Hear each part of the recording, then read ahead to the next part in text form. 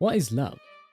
This is not necessarily the question I want to ask, or to investigate the possibility of answering.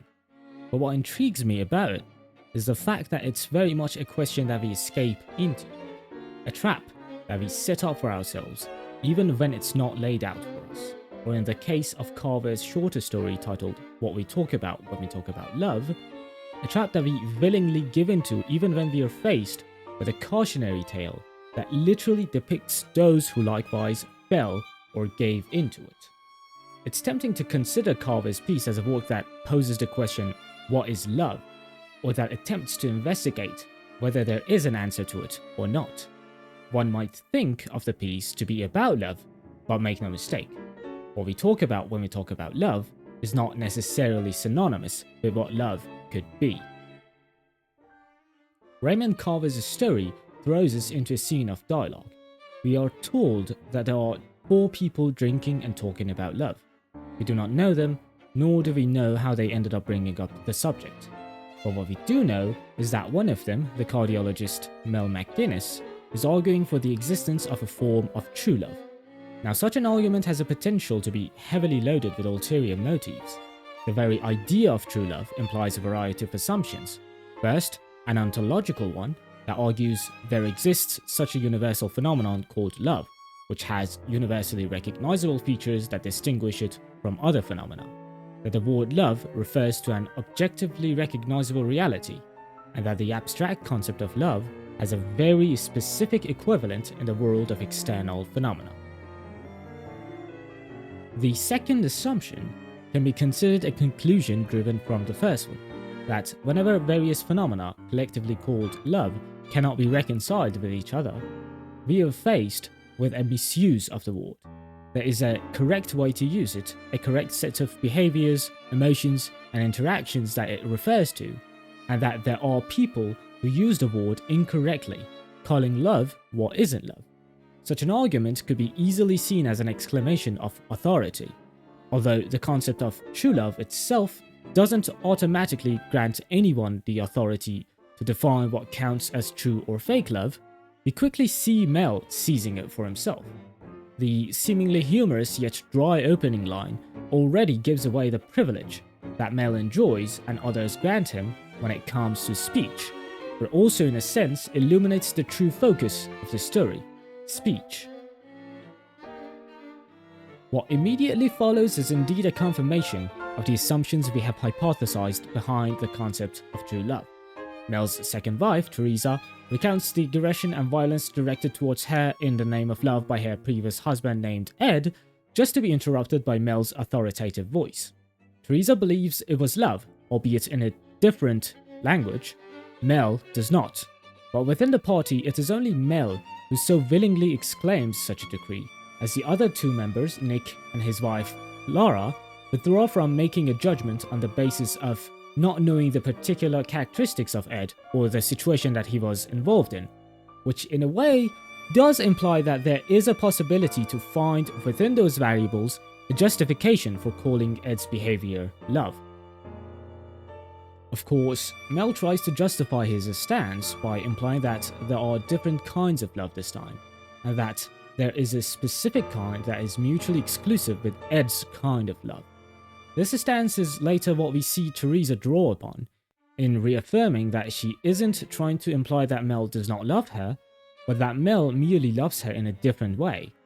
But this stance is also something that Mel doesn't consistently preserve, as we see him throughout the story constantly flirting with his original takes, stating that he is not interested in Ed's kind of love, while at the same time questioning whether it actually was a kind of love, all the while abstaining from giving a proper definition of what he considers love, which ultimately denies the others the opportunity to examine and criticize it. What's important to see here is the fact that we can already sense a lack of good faith regarding the matter of love. Among the 4, Mel is the only one who actively seeks to discredit Ed's behavior, and he seems to have something to gain from making a distinction between himself and Ed. Not only we see him constantly shift his stance for a strategic advantage in the conversation, we also see him deliberately and actively try to redirect it, most vividly when the topic of Ed's suicide is brought up, claiming that he will explain how Ed bungled up the attempt when asked, mentioning the pistol Ed used for that purpose, before delving into a 245 words long rant about how the pistol was bought to threaten him and how he spent his days afraid of being shot by the crazy lover, ultimately answering the question only after being asked twice more. But this supposed lack of good faith on Ed's part is not the only element that clouds up the flow of the conversation. Throughout a dialogue that's supposed to be about love, we do not see a single definition given. As if scared of making a statement that could later be scrutinized, the parties involved merely resort to recounting examples when faced with a question. Teresa draws upon Ed's supposed commitment as a sign of love. Nick and Laura merely go through the gesture of kissing as an attempt to define their love, which of course is merely a gesture that's supposed to express or represent love. And the now drunk Mel, even after going through a rant of how none of them know anything about love, which of course was done in a way that implies there are objective things to be known about it, insists that he will tell everyone what true love is, only to tell the story of an old couple that he deemed to possess this true love and nothing more. But Mel's impassioned speech does confirm one of our earlier assumptions, that his conception of true love is a response to his desire and inability to reconcile all that which is called love, which in his case is an inability to acknowledge the feelings he once held for his previous wife, as he currently does his best to openly express his hatred towards her. It is thanks to this confession that we can infer the true function of the concept of true love for Mel, as he uses it to discredit the love he had for the ex he hates now. The confession that he, quote, doesn't know anything about what happened to his previous sense of love is conveniently followed up with a story that is brought up as if being posed as the answer to the paradox he has stated earlier. The story of an old man who, after an accident involving him and his wife, falls into deep depression simply because, while bedridden, his broken bones didn't allow him to turn his face and see that of his likewise bedridden but rapidly recovering wife. Still, throughout the story, we do not necessarily see love, nor do we hear possible definitions of it. We see nothing but signs which in themselves could be signifying anything but love, and for which we lack enough context to make a sound judgment about.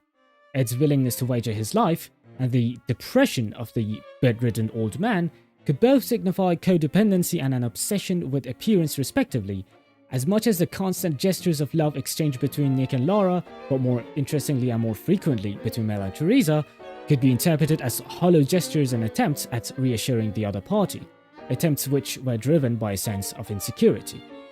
It is such an ambiguity caused by a deliberate lack of context that gives this piece a distinctly postmodernist connotation, in which instead of discussing a certain signified, in this case being the concept of love, the multitude of its signifiers are given the center stage, basically replacing the signified concept altogether. But to me, compared to such a connotation, the more striking element was the particular life of one such signifier within the story, and the development this gesture of love is depicted to go through as the conversation goes on, by which I'm referring to the term honey. From the earlier stages of the discussion, we see the word being constantly and exclusively exchanged between Mel and Teresa, which, funnily enough, are the main sources of the conflict that carries the conversation. The term honey, or its shortened form hun, was repeated 10 times within the exchanges between these two, alongside a wide range of subtle or explicit hints pointing at a sense of conflict in their interactions. As we watch their conversation go sour with various traces of sarcasm on Teresa's part, and the increasingly drunk Mel becoming increasingly quick-tempered in his responses to them, the couple remain the only people who continuously and almost ritualistically use the term, as if to constantly reassure each other of their loyalty in the face of the conflict between them. Throughout the text, the term was used 12 times in total, 10 times between Mel and Teresa, and once by Mel directed towards Laura, as he states that he'd marry her if he didn't have Teresa on his side. which to me doesn't seem like a nice thing to say when your wife is right next to you, even when you're drunk, especially right after reacting passive-aggressively to one of her jokes. The striking point, however, is the first time the word is used by someone other than Mel and Teresa, which is, even more interestingly, the last time we hear it near the end of the story.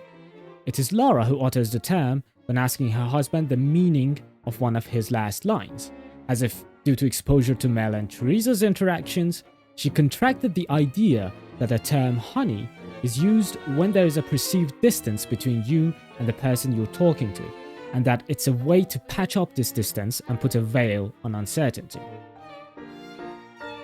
But yet another striking point, one which seems to point at yet another source of uncertainty within the conversation, is the second time Mel attempts to forcefully change the topic, albeit this time seemingly to avoid what he himself had planned to say all along, as he suddenly cuts short his recounting of the story of the old couple to instead talk about how he wants to be a knight in another life, leaving it unfinished. Although it could be reasonably argued that he is simply too drunk to stay on topic or to avoid it in a deliberate maneuver, I simply can't help but notice that not only the story was very much left in a cliffhanger, leaving his argument without a conclusion, but that it also invited more requests from his audience to continue it. Furthermore, upon finishing the story, Mel visibly expresses extreme frustration at the state of the old man, leading to a sudden sense of gloominess which, of course, could be taken as a symptom of alcohol intoxication, only as far as explaining the extremity of the reaction goes, as it doesn't seem impossible for such an example of true love to instead elicit a sense of extreme enthusiasm from the drunk man who advocates it. Either way, the sudden interruption in his speech and the sense of frustration that follows do grant us even more clues regarding his relation towards his grand example of true love. We could on one hand interpret the entire thing as a part of his theatrics to elicit curiosity, appeal to the emotions of the audience, gauge how interested they are in his speech, or to indulge in the pleasure of having people repeatedly ask him for his wisdom. Or if he is too drunk to deliberately avoid the conclusion and the gloominess it brings, he should also be too drunk for such theatrics. All of that leaves us with one possible solution to explain his general reluctance to properly showcase what true love is, even if only through an example. He most likely does not believe that he has it. The old man's longing for the face of his wife is obviously what Mel admires, if not longs for. He ritualistically insists on how he loves Teresa, which perhaps he does, but it is impossible to ignore that it's a different kind of love compared to the particularities of what he cherishes as true love. He's stuck with an unattainable fantasy that successfully functions as a way to solve the paradox regarding his and his wife's previous partners, but both triggers a sense of privation and at the same time unconsciously discredits the kind of love he has for Teresa. In the end, we see that Carver's piece is not entirely a story about love or one that depicts it, but as the name implies, it's a story of people talking about a variety of ideas, which of course includes love. The question, what is love, is essentially different from the question, what do we talk about when we talk about love, to which we could respond in a variety of ways. Perhaps it's merely a signifier, an abstract idea signified by various gestures, a fantasy, or merely an essentially contested concept. But as for which one's the best response, I'm out of time.